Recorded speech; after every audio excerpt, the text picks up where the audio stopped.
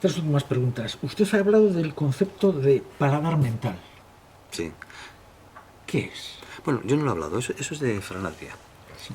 Me encanta, yo he aprendido mucho de Ferran Adrià, conceptualmente. Por eso, y él decía que en su tiempo, pues claro, hay que saber ya, en la mente ya te mezclan sabores, en mi caso me mezclan palabras. Y sabes que algunas no conjugan, algunas palabras no se llevan bien. Como he puesto antes el ejemplo, no hemos venido aquí a hacer amigos, entonces ¿a qué has venido? Hay que saber cómo mezclar ese lenguaje para que se lleve bien y a que el que tengas delante también se lleve bien consigo mismo y contigo. Es decir, tienes que cuidar al otro, fundamentalmente. Y yo creo que ese paladar mental te da esa capacidad. Usted también ha comentado un tema que a mí me ha gustado mucho, que es el lenguaje deshidratado. Porque yo creo que nos están robando el lenguaje, ¿no? Sí. Cuando escucho a mucha gente que habla de ellos y ellas, nosotros y nosotras, es decir, que hay una reiteración continua de palabras, que atentamos continuamente contra el lenguaje. Yo creo que hay que es el lenguaje que pretende ser inclusivo, pero a mí me da la impresión de que es un lenguaje deshidratado, de que el lenguaje históricamente es decir, con pocas palabras muchas cosas. Cada vez vamos a un mayor lenguaje deshidratado. Yo deshidratado y deshabitado. Para mí creo que es la escasez del lenguaje lo que nos está haciendo, pero la escasez del lenguaje habitado. Quiero decirte que yo aprendí mucho, una anécdota rápida, pero es importante. Cuando se hablaba de la banalidad del mal, John Sistiaga hizo varios programas de televisión hablando de la maldad. Y poner ejemplos de la cultura nazi en un momento dado, que con una riqueza lingüística, una riqueza cultural tremenda, un lenguaje amplísimo, claro, fueron capaces de conquistar mentes, corazones y llevar hasta el extremo de la violencia. No se trata de eso, no se trata de una cultura del lenguaje. Cuanto más riqueza, cuanto más, iba a decir, la García Márquez seas, por ejemplo, más maravilloso. No. Es mejor a veces poco, escaso y bien habitado que mucho y mal habitado. Esa es una crítica a Ezra Pound verdaderamente fuerte, o a Heidegger, o a esta gente. Claro, porque se piensa que el valor de la cultura es el conocimiento, más léxico, más vocabulario. Es necesario tener más léxico, más vocabulario en un momento dado para poderte explicar. Pero más importante que todo eso es que aquellas palabras que tú tengas estén habitadas. Ya que lo han mencionado, ya no me resisto a hacerle la pregunta. No te Ha hablado de la banalidad del mal. Sí. ¿Por qué es mejor hacer el bien que el mal cuando yo creo que está demostrado, que se puede demostrar, que hacer el mal es más útil desde un punto de vista pragmático que hacer el bien? Es decir, a la gente en el País Vasco, los terroristas de ETA han logrado buena parte de lo que querían e incluso consiguen muchos más diputados que aquellos a los que asesinaban. Los nazis fueron derrotados a través de una guerra, pero antes hicieron, o los fascistas en Italia, mucho mal. ¿Qué hablar o qué decir de los comunistas, donde siguen teniendo un prestigio que a muchos nos parece incomprensible? Creo que incluso su esposa le podría contar algo sobre qué fueron los comunistas en la Unión Soviética. Sí, conozco muy de cerca, yo llevo muchos años siendo y yo estoy enamorado no del comunismo, sino de los países de la cultura soviética. Yo soy un fan, suelo decir a la gente que se dice, pero ¿cómo? De la voz. Y dice, ¿la voz? Digo, sí, yo me veo la voz ucraniana muchísimo, la voz rusa, me veo las emociones. Pero con respecto a eso, hombre, está claro que la gente no entiende a veces el lenguaje, y el lenguaje, solamente miremos los políticos, lo que ha ocurrido, como tú bien has oído también en la charla, en la manera del lenguaje de los grandes políticos, cómo son capaces de conducir a la guerra con una frase, el problema de los judíos o el problema de los catalanes o el problema de los españoles, da lo mismo. Y la gente es fácil engañarla, pero luego decirle que ha sido engañada no es nada fácil, y cambiar. Y luego porque también tenemos una confusión de cuál es el verdadero objetivo de la sociedad.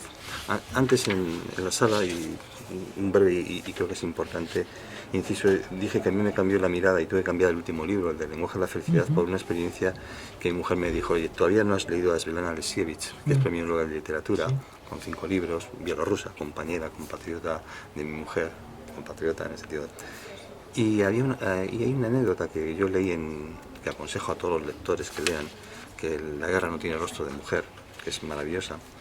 Yo cambié todo mi libro a raíz de leer y me pareció precioso. Y hablaba pues una sencilla anécdota que es donde nos jugamos quiénes somos cada uno de nosotros, porque eso de hacer mal viene bien, para hacer cosas creo que no. A nadie le gusta que le peguen un tiro, o que vayas con tu hijo y le peguen un tiro a tu hijo y luego todo el día te lo pongan encima de las manos, o que te diga una frase que te destruya y que pues, trabaja en colegios y uno se sienta que es incapaz, que no lo va a conseguir, que es un inútil, que es un fracasado por todos los suspensos, chavales de 12 años, que se miran al espejo, el habla interior. Y a mí me dio muchísima esperanza leer los relatos de Iván Alexeyevich. Y yo voy a resumir uno muy rápido que lo he mencionado varias veces, pero creo que es cuando una mujer rusa estaba arrastrando dos cuerpos mutilados por las bombas por las piernas, muy abajo, gritando, doliéndose. Todos con la cara oscura por por la bomba que había caído y gritando y de dolor. Y entonces ella lo iba bastante. Y cuando ella se disipó, ella en soledad a dos. Cuando se disipó vio que el uniforme no era el mismo, el reloj no era el mismo, la cruz no era el mismo. Estaba arrasando a uno de los suyos, a un ruso y a un alemán. Un alemán, como decía ella, en su interior, en su voz, estamos hablando de segundos, minutos, o sea, pero arrastrando, dice que ha podido matar a gente, a mis compañeras, a mis amigas. ¿Qué hago yo ahora? La pregunta siempre es ¿qué hago? ¿Cómo lo hago? Y de repente ella dice una cosa, el ser humano solamente tiene un corazón y no puede estar destinado para dos cosas, o para amar o para odiar. Yo siempre he decidido salvar el mío, yo he decidido amar y salvar a los dos. Creo que la pregunta siempre se resuelve dentro. El mal no va a llegar a ningún sitio.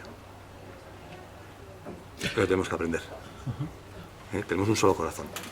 ¿Qué corazón es el que quieres elegir? Ahí es donde te vas a jugar tu vida. En un trabajo que yo tenía, alguien me dijo lo siguiente de manera un poco bestia. Una hostia a tiempo soluciona muchos problemas. Y creo que es, por algún sitio lo he leído, aunque igual estoy confundido, que Nietzsche es el gran filósofo del no. ¿Un no a tiempo es una afirmación? A ver, esta es una buena pregunta y me gusta mucho. Además lo digo sinceramente. Creo que los nos están para cuidarlos.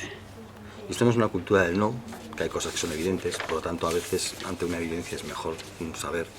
Pero yo creo que el sí es el camino a abrir universos enteros. Si yo te digo sí a una entrevista, me hace preguntas que igual alguien tiene me ha hecho. Estamos creando nuevo. Si yo digo sí a colaborar en un equipo, estamos haciendo que ese equipo crezca. Si digo sí a estar con mi familia y con mis hijos a pasear, estamos creando nuevos lazos. En el momento en que digo no, el cerebro hace clac, como diciendo, aquí no hay camino. Aquí no hay crecimiento, aquí no hay creatividad, aquí no hay posibilidad. Creo que nos están diciendo, no, tienes que aprender a decir no. O quizá tienes que aprender sí y a cuidar mucho los noes que vas a decir, que no te estoy diciendo que no los digas, sino a saberlos cuidar. Porque ¿qué es lo que yo quiero contigo? ¿Generar futuro o no? Como equipo de trabajo. En las empresas, yo hablo mucho de las empresas y les digo, una empresa, un gran líder, un gran jefe, un gran empresario, es el que dice sí. Hagámoslo, veamos, siempre tendremos la oportunidad de decir que no. Si no ha funcionado, pues lo pararemos. Pero crecer es que yo te dije que tu creatividad vaya abierta, expandida, no que esté cerrada, nuclearizada ahí dentro y con dolor, ¿no? Y ya la última pregunta. ¿Cuál es la Magdalena de Luis Castellanos? La Magdalena prustiana, eso que cuando usted come algo le viene el pasado, el futuro, lo que desearía. Ay, mira, a mí esto me encanta. Esto, como decía, que soy un fan de La Voz y se ríe mucha gente cuando lo digo. Digo, pues somos unas personas normales. ¿Por qué puedes ser fan yo de La Voz? Tú puedes ser fan de otra cosa. Pues mi Magdalena, a mí lo que más me gusta, siempre digo, son patatas fritas con huevo. Que es lo que yo como, y la anécdota la cuento rápida para que veas. Cuando fui a Bielorrusia las primeras veces, cuando me daban comida bielorrusia, pues mi suegra y bueno, yo les amo con locura. Mis suegros para mí son. Y entonces cuando yo decía, es que me gustan mucho las patatas fritas, ahí es un país de patatas. Pensaban que no les gustaba la comida. Entonces cuando vinieron a España familiares, etcétera, y vieron que yo lo que pedía principalmente cuando voy es una patata frita con una buena tortilla, se empezaron a reír. Entonces cuando volví se dieron cuenta que lo que realmente más me gusta a mí era eso, que luego como de todo. O sea, yo puedo comer en cualquier parte del mundo cualquier cosa. Pero si me dicen esa Magdalena, digo, mira, unas patatas fritas con huevo, una buena tortillita. No veas tú las tortillas de Guetaria, cuando yo vivía en Guetaria hasta hace poco. alucino. Yo no necesito más, ¿eh? Patatitas y hombre feliz. Pues que así sea, Luis Castellanos. Muchísimas gracias por haber atendido a Territorio Gastronómico y ha sido un placer charlar con usted. Muchas gracias. Gracias a ti por el territorio lingüístico, que es importante.